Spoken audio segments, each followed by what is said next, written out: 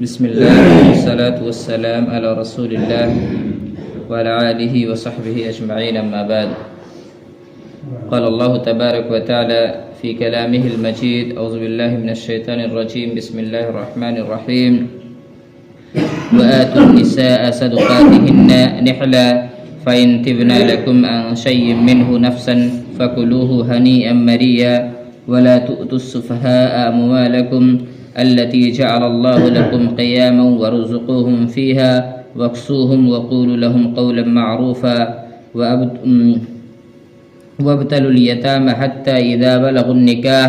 فإن آنستم منهم رشدا فادفعوا إليهم أموالهم ولا تأكلوها إسرافا وبدارا أن يكبروا ومن كان غنيا فليستعفف ومن كان فقيرا فليأكل بالمعروف فإذا دفعتم إليهم أموالهم فاشهدوا عليهم وكفى بالله حسيبا۔ اللہ تعالیٰ فرماتے ہیں اور عورتوں کو ان کے مہر راضی خوشی دے دو، ہاں اگر وہ خود اپنی خوشی سے کچھ مہر چھوڑ دیں تو اسے شوق سے جچتا پچتا کھاؤ پیو، بے عقل لوگوں کو اپنا مال نہ دے دو جس مال کو اللہ تعالیٰ نے تمہاری گزر ان کے قائم رکھنے کا ذریعہ بنایا ہے، ہاں انہیں اس مال سے کھلاؤ پلاؤ پہناؤ اور اوڑھاؤ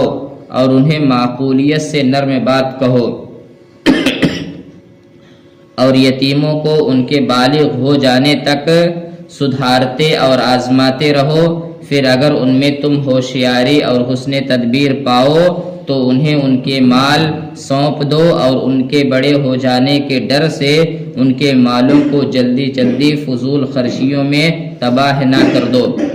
مالداروں کو چاہیے کہ ان کے مال سے بچتے رہیں، ہاں مسکین محتاج ہو تو دستور کے مطابق واجبی طور سے کھا لے، پھر جب انہیں ان کے مال سونپو تو گواہ بنا لو، دراصل حساب لینے والا اللہ تعالیٰ ہی کافی ہے۔ اس آیت کریمہ میں یتیموں کے مال کے بارے میں ضروری ہدایات دینے کے بعد یہ فرمانے کا مطلب یہ ہے کہ جب تک یتیم کا مال تمہارے پاس رہا تم نے اس کی کس طرح حفاظت کی، اور جب ان کے سپرد کیا تو اس میں کوئی کمی بیشی یا کسی قسم کی تبدیلی کی یا نہیں۔ عام لوگوں کو تو تمہاری امانت داری یا خیانت کا شاید پتہ نہ چلے، لیکن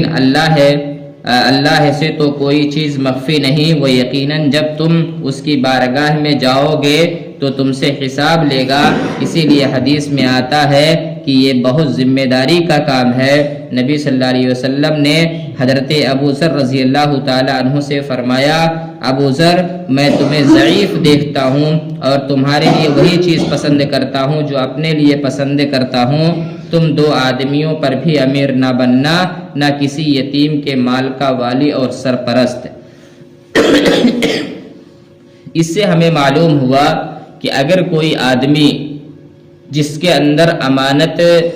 امانت داری کا شائبہ نہ پایا جاتا ہو، یا جس کے تعلق سے معلوم ہو کہ اگر اس کے پاس قوم کی امانت رکھی گئی یا یتیموں کو ان کی پرورش میں دیا گیا تو ایسی صورت میں ممکن ہے وہ خیانت کر جائیں۔ ہوتے ہیں نا بہت سارے لوگ جن کو دیکھ کر کے ایسا لگتا ہے یا جن کے حالات معلوم ہوتے ہیں کہ اگر ان کو کچھ دے دیا گیا رکھنے کے واسطے تو ممکن ہے کہ اس میں سے وہ خرچ کر ڈالے۔ تو اگر اس طرح کے لوگ ہیں تو ایسے لوگوں کو امانت ہرگز نہیں سونپنا چاہیے۔ اسی طرح سے اس آیت کریمہ کے اندر اللہ تعالیٰ نے بتایا کہ عورتوں کو ان کا مہر خوشی خوشی دے دو۔ جو بھی مہر آپ نے متعین کیا ہے آپ اس کو خوشی خوشی دے دے۔ اب اگر عورت چاہے تو اپنے مہر کو پورا بھی لوٹا سکتی ہے، اپنے شوہر کو دے سکتی ہے، اگر چاہے تو آدھا دے سکتی ہے، اگر چاہے تو بالکل معاف بھی کر سکتی ہے۔ یہ عورت کے اختیار میں عورت اپنے مہر کے ساتھ کیا معاملہ کرتی ہے۔ اگر وہ بالکل معاف کر دیتی ہے تو ایسی صورت میں شوہر کو مہر دینے کی ضرورت ہی نہیں پڑے گی، لیکن مہر کو متعین کرنا شریعت کے اندر ضروری ہے۔ اگر کوئی عورت یہ کہے نکاح سے پہلے میں تم سے شادی کرنا چاہتی ہوں، میں مہر نہیں لوں گی، جائز نہیں ہے۔ اس لڑکی کا اس طرح سے کہنا جائز نہیں ہے۔ مہر کے متعین ہونے کے بعد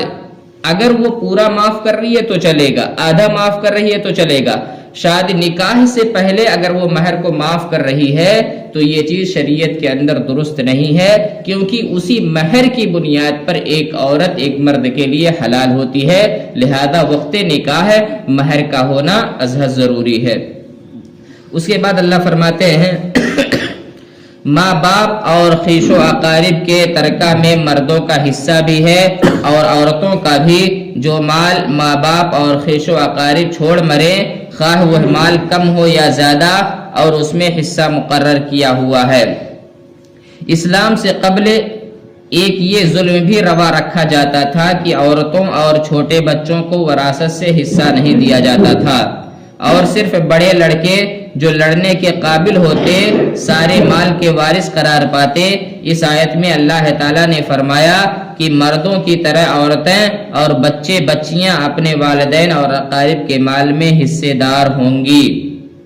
انہیں محروم نہیں کیا جائے گا۔ تاہم یہ الگ بات ہے کہ لڑکی کا حصہ لڑکے کے حصے سے نصف ہے،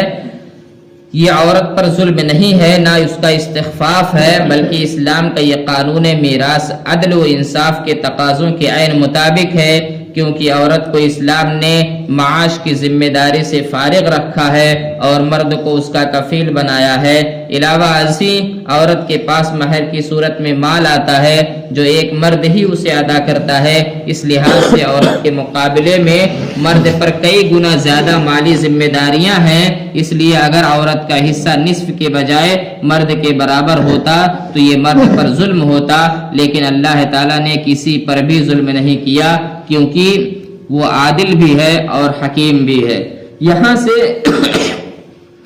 تقریباً 5-6 صفحات ایسے قرآن کے ہوں گے جس میں وراثت سے متعلق گفتگو ہوگی، اور آپ دیکھیں گے سب سے زیادہ وراثت سے متعلق اللہ تعالیٰ نے جن لوگوں کے بارے میں بات کیا ہے وہ ہے عورتیں۔ عورتوں کا وراثت میں حصہ ہے، اور وہ حصہ اللہ رب العالمین کے جانب سے مقرر ہے۔ انسان اس حصے میں کسی بھی طرح کی کوئی تبدیلی نہیں کر سکتا۔ مثال کے طور پر اگر کوئی انسان مر رہا ہے، مرنے سے پہلے وہ اگر یہ کہتا ہے کہ میری بیٹی، میرا پورا مال میری بیٹی کا ہی ہوگا، تو یہ چیز شریعت کے اندر درست نہیں ہے، اور باپ کی اس وصیت کا شریعت کے اندر کوئی اعتبار نہیں ہوگا،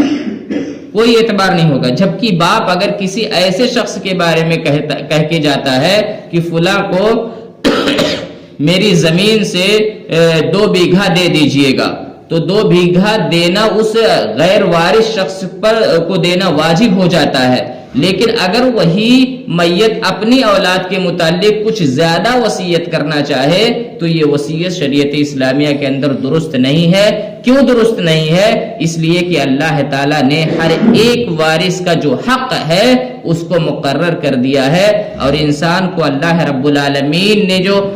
حق متعین کیا ہے اسی حق کے مطابق وراثت کی تقسیم کرنی چاہیے۔ یقین مانیں ہندوستان، پاکستان، بر صغیر کے اندر عموماً یہ چیز دیکھی جا رہی ہے کہ لوگ اپنی بہنوں کو وراثت سے محروم کر رہے ہیں۔ آپ اپنی بہنوں کو وراثت سے محروم کر رہے ہیں، اس کا خمیازہ آپ کو دنیا کے اندر بھی بھگتنا پڑے گا۔ اللہ تعالیٰ غربت و افلاس کے ذریعے وہ بدلہ لے لے گا، کیونکہ آپ ایک بہن کا اگر حق ماریں گے، دیکھیے بہت سارے لوگ ایکسکیوزز پیش کرتے ہیں کہ نہیں میری بہن نے کہا ہے کہ میری شادی میں زیادہ جہیز وغیرہ دیو تو ٹھیک ہے کھیت وغیرہ لے لو۔ ایسا بالکل نہیں ہوتا، ایسا نہیں ہوتا ہے۔ 1-2 ہوتی ہیں جو کہہ دیتی ہیں، ورنہ اگر دیا جائے تو ہر ایک بہن اپنا حق لینے کے لیے تیار ہوتی ہے، لیکن چونکہ ہم نے اپنا معاشرہ ایسے بنا رکھا ہے کہ ہم نے عورتوں کو بالکل محروم کر رکھا ہے۔ دیکھیے ہم لاکھ محروم کر لیں، ہمارا معاشرہ اس بات پر اتفاق کر لے کہ بہنوں کو نہیں دینا ہے، ان کو وراثت میں حصہ نہیں دینا ہے، اور نہ دینا ہو سکتا ہے معاشرے کے اندر برا تصور نہ کیا جائے، لیکن اللہ تعالیٰ کے یہاں ذرے ذرے کا حساب دینا ہے، ہر ایک کو حساب دینا ہے، اور باپ کے لیے ضروری ہے اگر باپ ایسے معاشرے کے اندر رہتا ہے جہاں بیٹیوں کے حقوق مارے جاتے ہوں، جہاں بیٹیوں کے حقوق کو ڈکار لیا جاتا ہو، ان کی وراثت سے محروم کر دیا جاتا ہو، ایسی صورت میں ایک باپ کو، عقل مند باپ کو چاہیے کہ مرنے سے پہلے وہ یہ بتا کر کے جائے کہ میری بیٹی کا بھی میری وراثت میں حصہ لگنا چاہیے۔ گرچہ اس کے اس قول کا کوئی اعتبار شریعت کے اندر نہیں ہے، لیکن چونکہ معاشرہ ایسا بن چکا ہے جس میں عورتوں کا حق سمجھتے ہی نہیں ہے، تو وہاں ایک مرنے والا یہ کہہ سکتا ہے کہ بتلا کر کے جائے کہ میری بیٹی کا حصہ میری وراثت میں ہے اور وہ حصہ لگنا چاہیے۔ اللہ تعالیٰ سے دعا ہے اللہ تعالیٰ ہم تمام مسلمانوں کو ہر ایک کے حقوق کو ادا کرنے کی توفیق عطا فرمائے، آمین۔